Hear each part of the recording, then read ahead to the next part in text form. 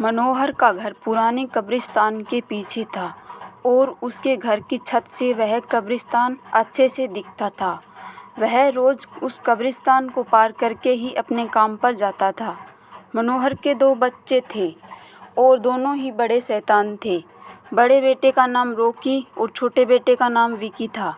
एक बार गर्मी की छुट्टियों में रॉकी और विकी रात को लगभग 12 बजे एक रूम में ट्रुथ और डेयर खेल रहे थे। उनकी बहन सोनिया भी छुट्टियों में आई हुई थी। रॉकी सोनिया से पूछता है कि तुम ट्रुथ लोगी या डेयर। सोनिया डेयर लेती है और पूछती है कि तुम लोग खतरनाक करने को तो नहीं कहोगे ना। रॉकी कहता है यह हुई ना बात, तो तुम जाओ अब छत पर से घूम करके आओ और छत पर रखे गमले में से फूल तोड़ कर लाना होगा, तभी हमें पता चलेगा कि तुम छत पर से आई हो। सोनिया कहती है छत पर से तो कब्रिस्तान दिखता है, नहीं मैं नहीं जाऊंगी। रॉकी और विकी दोनों सोनिया को छत पर जाने के लिए ज़बरदस्ती बोलते हैं। सोनिया छत पर जाती है और जैसे ही गमले में लगे फूल की तरफ बढ़ती है तभी उसकी नज़र कब्रिस्तान की ओर पड़ती है। कब्रिस्तान में एक बड़ा सा सूखा पेड़ होता है। वह देखती है कि उस पेड़ पर एक सर कटी हुई उल्टी लाश लटकी रहती है। सोनिया उसे देखते ही ज़ोर से चिल्लाती है और बेहोश हो जाती है। फिर जब सोनिया बहुत देर तक छत पर से नहीं लौटती है तो रॉकी और विकी दोनों डर जाते हैं और छत पर जाकर के देखते हैं तो पाते हैं कि सोनिया बेहोश पड़ी है। वो तुरंत मनोहर को बुलाते हैं और सारी बात बताते हैं। मनोहर बोलता है तुम तीनों को ऐसा खेल खेलने की ज़रूरत क्या थी, और रॉकी तुम तो जानते हो उस कब्रिस्तान के बारे में कैसी कैसी खबरें आती है, फिर भी तुम सोनिया को रात में छत पर जाने के लिए क्यों भेजा। रॉकी बोलता है सॉरी डैड, मुझसे गलती हो गई, हम आगे से ऐसा नहीं करेंगे। मनोहर बोलता है और फिर कभी दोबारा ऐसा किया तो तुम दोनों को उसी कब्रिस्तान में छोड़ आऊँगा।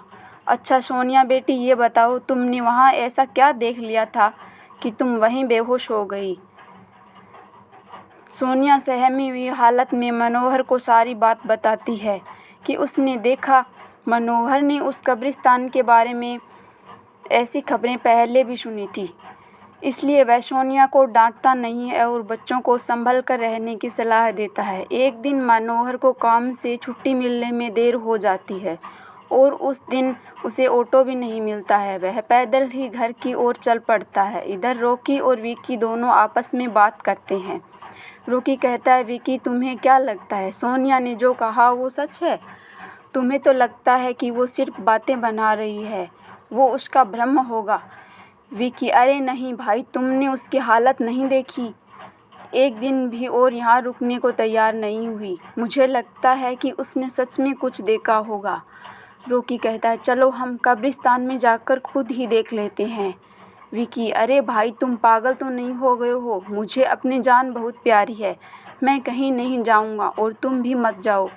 विकी के मना करने के बावजूद रॉकी नहीं मानता है और वह अकेले ही कब्रिस्तान की ओर चल देता है।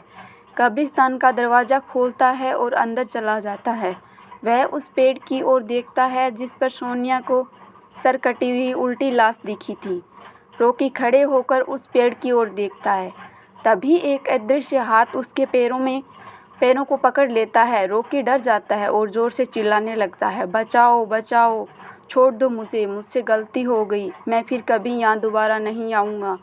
दूसरे कोने पर एक कब्र होती है जो खुली हुई होती है, उसके ऊपर खून लगा हुआ होता है। वह दृश्य हाथ रॉकी को खींच कर लाते हैं और उस कब्र में ढकेलने की कोशिश करने लगते हैं।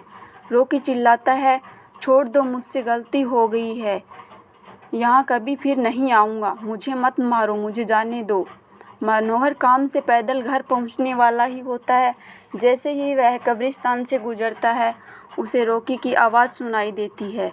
मनोहर ये कहता है कि रॉकी की आवाज़ लगती है, ये तो कब्रिस्तान से आ रही है, मुझे जा कर के देखना चाहिए। मनोहर कब्रिस्तान के चारों ओर देखता है लेकिन रॉकी कहीं दिखाई नहीं देता। वह घर लौटकर आ जाता है और विकी से पूछता है कि रॉकी कहाँ है। विकी बोलता है पापा, मेरे बार बार मना करने के बावजूद भी रॉकी कब्रिस्तान में चला गया। वो जानना चाहता था कि सोनिया कह रही थी